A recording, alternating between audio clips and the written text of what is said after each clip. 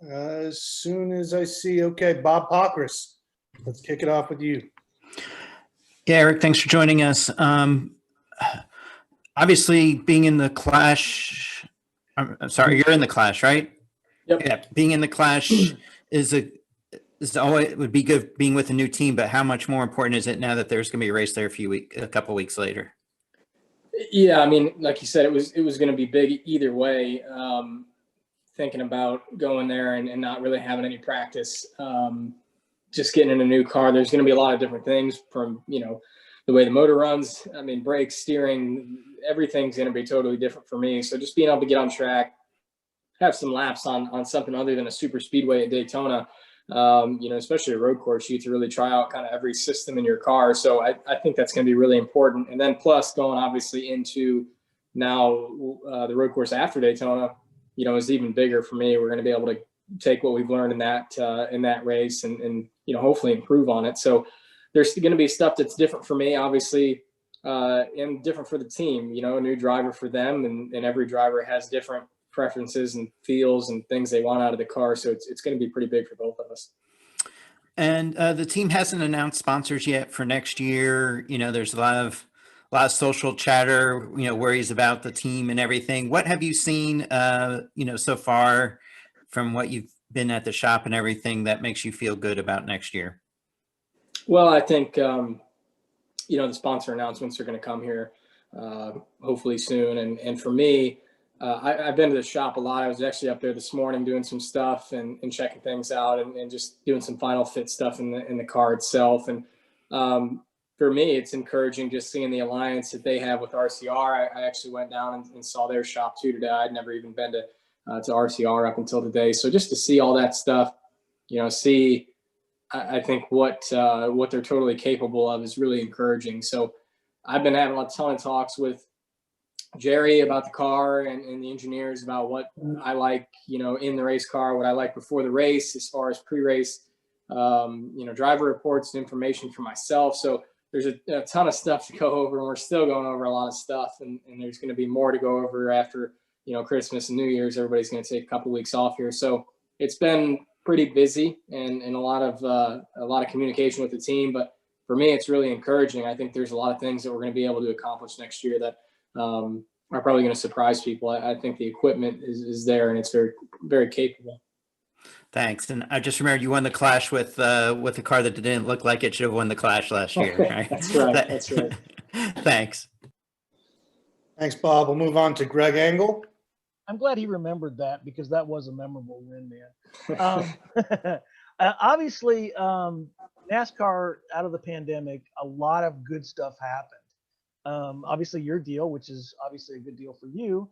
But one of the big things is Morning Consult came out with a list recently about the fastest growing brands of 2020. And I'm sure you saw it. And because NASCAR made the list and how it made inroads with Gen Z in 2020. And also TikTok made a big deal about NASCAR. As NASCAR tries to appeal to the youth, and you are a youth, have they mentioned anything about this to you guys about helping that so they can continue to ride this wave? Yeah, I haven't really heard too much from them yet. I think it's been pretty respectable and admirable, the job that they've done this last year in making that connection and making that growth. That was really cool for me to see. I read it there on Twitter a few days ago, maybe last week, I guess now. But, exciting for me. I think people in my generation or my age definitely maybe in the last few years haven't paid much attention to NASCAR. But obviously looking at that, it's definitely growing, and that's a great thing for us. So it's a tough market right now. I think everybody being kind of holed up indoors, maybe open their eyes to a new sport and watching new things. And for a while, obviously NASCAR was really the only thing on TV. So I think a lot of people tuned in that maybe have never even watched a race before and realized there's so much more to it than us just racing and being on the track. And there's so much strategy to it. And a lot of things that are pretty unique in our sport that make it pretty exciting. So though I haven't talked to NASCAR about what we can do to keep it going, I'd definitely be interested in that and what I can do in my field to keep connected with the younger fans and keep them interested and keep bringing them in. And obviously, all NASCAR teams have the same basic things, crew chiefs and team members and all that. But Petty has something different that you probably haven't experienced in the form of Richard Petty. Have you talked to him? I mean, do you think he's going to help mentor you in any way? Because it seems like to me that would be an added benefit, because having talked to Mr. Petty myself, I know how much knowledge he can impart. Have you talked to him? Or are you looking forward to talking to him? Yeah, I've talked to him actually quite a bit through all of this when we were trying to get the deal done. And then, you know, since we've got the deal signed and done, I've chatted with him quite a bit. And it's really neat, you know, for me to see how in tune he still is with everything that's going on. You know, you don't really know until you spend time with somebody how much they're really involved in what they're doing. And with the King, I mean, with his team, he's all in. So it's been really neat to see and just get some advice from him off the bat about dealing with sponsors and dealing with fans and things he's done over his time in the sport to really, you know, nurture those relationships and build strong relationships with sponsors and fans. So I've definitely enjoyed the time I've got to talk to him so far. And for me, I'm looking forward to continuing that through the year and just being able to go to him and ask questions and get advice about something he's been around his whole life. And most of the time, you know, the sport has been around itself. He's been involved too. So I'm excited to grow that relationship and get to chat with him just about racing, and obviously hope to make him proud on the track. You know, running well is what he really cares about. He wants his car to go out and be successful, and I hope we can do that. Thank you, Eric. You and your family have a wonderful holiday, sir. Thank you. We'll go to Kelly Crandall next. Thank you, Eric. I got two for you. Jerry Baxter said that with the step the team took last year, jumping up 6 spots in points, he's looking to do that again next year with you. And maybe that's being a little greedy, but he wants to get into the teens. So from your perspective, is that a realistic goal? What are you shooting for in terms of where you think this team can be points wise? I think that's a realistic goal. I think if we, you know, the top 20 is the goal for sure. And I think they took a huge step last year, obviously, like you said, and I think they're just continuing to grow that relationship with RCR, and that's continuing to make them stronger. So I think there's even more stuff we can do this year that's going to make us better. You know, hopefully I can bring some knowledge from what I've done over at JGR and their group and continue to help RPM. So it's going to be interesting to see. Obviously, it's a little tough with the development freeze. You know, we're not really able to go in and make parts and make things that are better than what they've had, but there's still some aero development and stuff there that we can go out and hopefully work on. So, you know, I'm excited. I've talked with Jerry now a decent amount about next year. I think his excitement level matches mine and what we can go out and do next year. And it's just kind of a fresh start for everybody. It's a fresh start for me.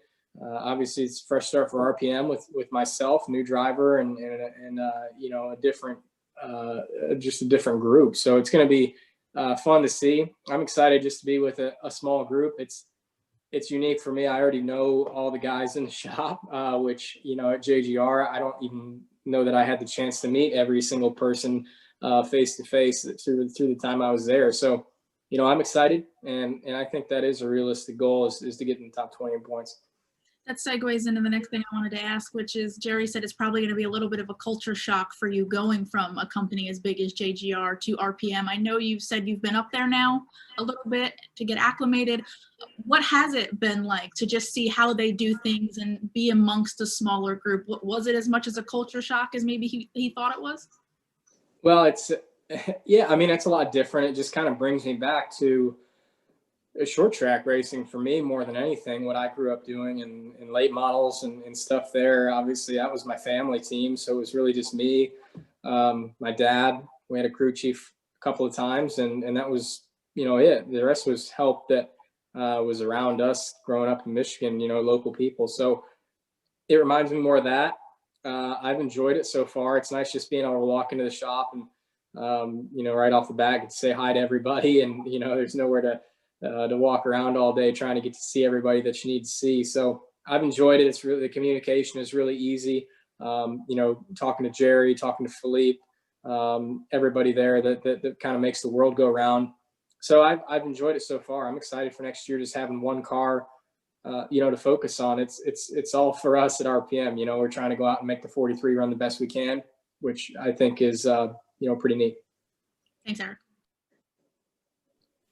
All right, we'll go next to Claire. All right. Is it just me? You've always been a great interview, Eric, but is it just me, or am I seeing you on social media more? You and your dog, and you reading stories and whatnot. It's always been easy to talk to you, but I wonder, are you kind of stepping up the social media presence? Yeah, I mean, it's been intentional. You're not just imagining things with that. It's definitely been a work in progress over the last year and a half of just getting more active on social media. It's not something that, I was always heavy into. I didn't share a lot from my personal life, I guess, on social media, but the world of motorsports is changing a lot in the last couple of years, and what sponsors are interested in and what teams are interested in. And I think social media is a big part of that change. And for me, it was kind of evolve or, move on. So I started to really push for social media and try to make it a bigger part of my life, and in a way that wasn't, overwhelming or overbearing for me, I guess. So it's still a challenge at times. I don't always think of things to share or what people want to see. The more you post, I guess, fans are really interested in you sharing anything from your life. So I try hard to keep what I got going on day to day out there. We've done some cool stuff, obviously, with the reading initiative that I've been doing for kids, reading some of the children's books, which we started right at the start of the pandemic, which was not intentional, but it worked out really cool. People being at home and kids not being in school, being able to read some of those books and take some suggestions along the way. So there's some cool stuff we're doing, and I'm trying to, think every day of new things we can do on social media to keep it interactive and keep it interesting. Yeah. Well, I've noticed, so it's being noticed because I'm seeing it all over the place, and it's good. Let me ask you one other thing. When you look at the off season now, are your feelings different than they were a year ago, getting ready to jump into this? I mean, obviously, everyone always says they're excited at the start of the year, and if you're at a new place, you got to say that, and I'm sure you are. But do you have a different feeling about anything than you did a year ago? I think I feel reinvigorated more than anything. More, just excited to get the year started. Probably more than. And I know you said everybody says they're excited, but not lying and being totally truthful. I probably haven't been this excited since my rookie year. Coming into the Cup Series and just having a fresh start, a new group, something to build and roll together with, is fun for me. When you feel like you're really bringing something to an organization, that's rewarding. And I've felt that so far in being at RPM, just feeling valued and wanted, and that I can bring something to the table and myself and help improve and as a group grow and get better. And I think that's what's probably more than anything more exciting for me, and what's energized me to get the season started. It seems like a lot of times you get to the off season and you're thinking, man, I'm ready for that month or two off. And this year I was just ready to get to Daytona with those guys. I was over there right after Phoenix at RPM, getting to meet everybody, spending time there, eating with them, eating lunch with them. And it's just been a different feeling this off season for me. And I think it's been a good thing. Good luck, and thanks for hanging out. Okay. Appreciate it. Thanks. All right, we'll go up to Zach Albert, please. Great, thank you. Eric, you mentioned the transition, going to a smaller team and operation. Has there been a major adjustment also in moving to the Chevrolet side of things after spending, several years of your development in Toyota system? Yeah, I mean, just, in a few ways. I mean, obviously names and faces are new, and you're trying to meet everybody and figure out what everybody's role is in a short amount of time. And beyond that, it's the simulation stuff, the simulator, how that works, who runs it, where it's at, when do you get on it, how much can you use it, stuff like that. And just the processes, I think it's just so different. The race team is the race team, right? At the end of the day, they're all kind of ran the same way. They're just smaller or bigger or this and that. But the manufacturers, I think, are pretty different, and they all have different ways of thought and trains of thought on how they run things and how things are accomplished. And for me, it's just been a learning process with Chevrolet to figure that out. But the easy thing with Chevrolet that's been for me is just my connection with them from my whole life, growing up around the Corvette company we had, and that side of thing. I had a ton of family that worked at GM, generational workers from GM. So there's a lot of things that are easy and natural for me with Chevrolet and with GM, but figuring out the processes of how everything works internally with the race team side has definitely been an adjustment and a learning curve. And you mentioned some of the conversations you've had with Richard Petty so far. Have you been able to wrap your head around the history of just everything that he's been able to contribute, the magnitude of the number 43, Petty Blue, all of those things? It's a little bit hard to, totally grasp the impact that Richard Petty's had on NASCAR and the number, the 43 itself. I never got to see the King race, so that's kind of an interesting thing, I think, for me, but I know obviously his impact on the sport and what he means to NASCAR and what he means to NASCAR fans.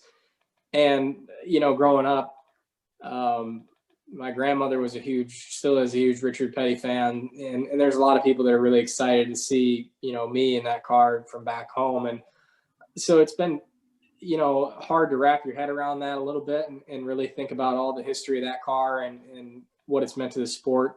But, I hope I can go out, do it, and its fans proud. I know there's a lot of fans of that car just from, back when Richard was driving it himself. So, hopefully we can go out and make those fans happy.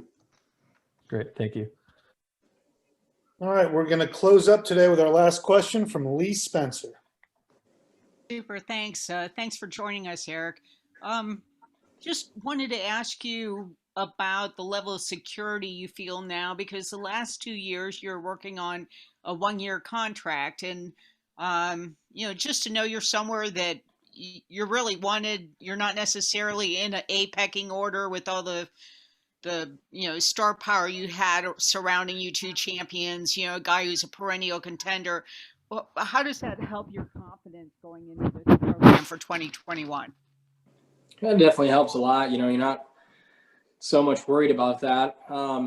Obviously I put a lot of pressure on myself to go perform, but in the situation I was in, there was a lot of pressure to perform just naturally, and not just because, they have fast race cars and that they win races, but, the other drivers you're surrounded with as well. And it's obviously the goal is to compete with those drivers and be able to go out and beat them, but it's not an easy thing to do. So, I'm excited to get over, to RPM, not be thinking about that, just be able to go out and voice my opinion on what, I feel like the cars are doing, what we feel like we need to do better and be better at from my side of things. So that's exciting for me, and just not having to worry about everything else that's going on outside is going to be kind of a relief. So, it feels like more of it's just a group of true racers, guys at that shop want to be there and they want to race and they want to go to the track and succeed and run well. And, I think that's kind of the same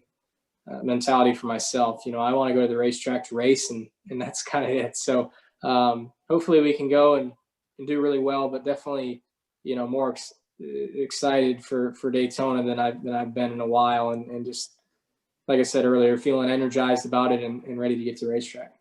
I asked Brad Keselowski once why there weren't more racers from Michigan, since they have such a car culture. And you can relate to this since you and your dad and your love for Corvettes and working on cars. He said, guys love cars too much to want to wreck them on a racetrack. And so I'm kind of curious about, you being, from a somewhat long list of guys that have come from the Wolverine state, but just the car culture. You talked about Chevrolet. There's got to be a sense of pride. You talk about family pride. My grandfather worked at Chevrolet. So, can you talk a little more about that and what it means for a Michigan guy to be in with a company that's so steeped in history like Petty Enterprises? Yeah, I think it goes hand in hand, getting to talk with some of the guys from Chevrolet on the phone over the last couple of weeks and just tell them my story was pretty fun. I don't think those guys really knew other than what I've been able to do in racing on the racetrack, kind of my history and being from Michigan, being from just outside of Flint, you know, which was obviously a huge manufacturing hub for General Motors for many years. It was cool to share that. And then just the love of cars. It's an easy thing to talk about, you know, and those guys are car guys. They have their own cars and stuff that they work on and are interested in. And, you know, to share some of the projects that I've done over the last few years with the 69 Corvette I've restored, my dad's Corvette, all of that stuff is really a natural fit for me. And it's, you know, from Michigan, there's definitely people that are heavily ingrained in Chevy culture. And I think that's kind of what helps the transition be a little bit easier for me, but definitely was cool to share the story with them, kind of my family and the history that we've had with General Motors and itself in the Flint area was pretty cool. Thanks for your time and have a happy holiday. Thank you. All right. Well, that's all we have today. Erik, thanks a lot for joining us. And thanks to the media for joining us. If we don't